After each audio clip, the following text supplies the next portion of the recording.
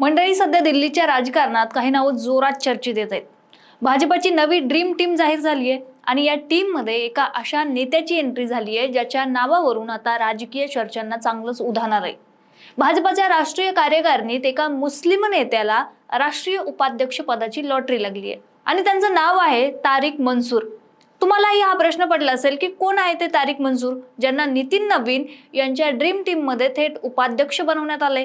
आणि भाजपची ही master stroke खेळी नक्की काय आहे ते सगळं काही जाणून घेऊया या व्हिडिओच्या माध्यमातून, त्यामुळे व्हिडिओ शेवटपर्यंत नक्की बघा. नमस्कार, मी पूजा आणि तुम्ही बघताय सत्य पे सत्ता, प्रश्न तुमचे आवाज आमचा. मंडळी, भाजपने नुकतीच आपली नवी राष्ट्रीय कार्यकारिणी जाहीर केली.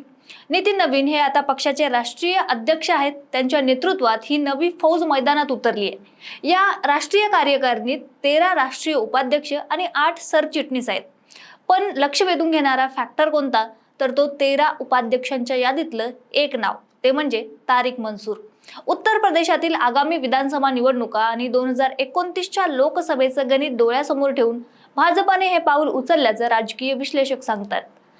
केवळ मुस्लिम चेहरा म्हणून नाही, तर ओबीसी मुस्लिम चेहरा म्हणून तारिक मनसूर यांची नियुक्ती महत्वाची मानली जाते. आता तुम्हाला हे प्रश्न पडला असेल की हे तारिक मनसूर नेमके कोण आहेत? ते काय गल्लीतले नेते आहेत का? तर असं नाही.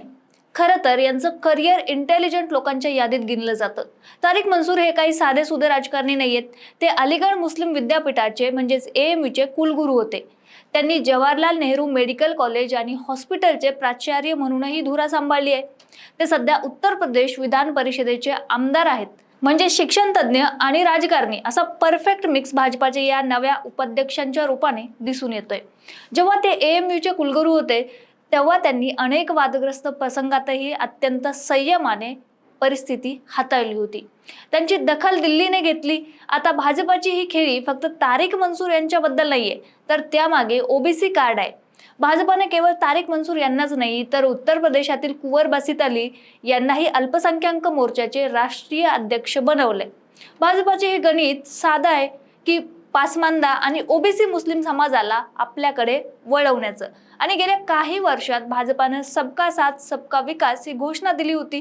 त्याला आता ऑर्गनायझेशन लेवलवर तारिक मनसूर यांच्यासारख्या सुरक्षित सुशिक्षित चेहऱ्याची जोड देण्यात आली आहे. थोडक्यात काय, तर मुस्लिम मतांच्या ध्रुवीकरणापेक्षा त्यांच्या विकासाचा मुद्दा पुढे करून त्यांची मते फिरवण्याचा हा एक मोठा आणि चांगलाच प्रयत्न मानला जातोय. या टीम मध्ये फक्त मनसूरच नाहीत, तर दिग्गज खेळाडूही आहेत. आता उपाध्यक्षपदी अन्य लोक आहेत, ते म्हणजे वसुंधरा राजे सिंधिया, तीरथ सिंह रावत, राम माधव, बैजयंत जय पांडा, भारती पवार आणि मनप्रीत सिंह बादल.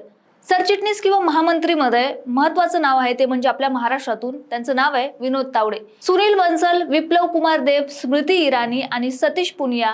एकीकडे जुनी अनुभवी चेहरे आणि दुसरीकडे तारिक मनसूर यांच्यासारखे नवे प्रयोग. ही टीम आता 2029 पर्यंतची पूर्ण तयारी करते असं वाटतंय. तर मंडळी, भाजपाच्या या नव्या टीम मध्ये तारिक मनसूर यांची एंट्री तुम्हाला कशी वाटते? भाजपाला याचा फायदा होईल का, की हे फक्त इमेज बिल्डिंग आहे? तुमची मतं आम्हाला कमेंटमध्ये नक्की सांगा आणि अशाच विश्लेषणासाठी बघत राहा सत्य पे सत्ता, प्रश्न तुमचे आवाज आमचा. 2 महिन्यानंतर सिंगापूर ब्रांचला प्रमोशन होतंय तुझं. कॉंग्रॅच्युलेशन्स.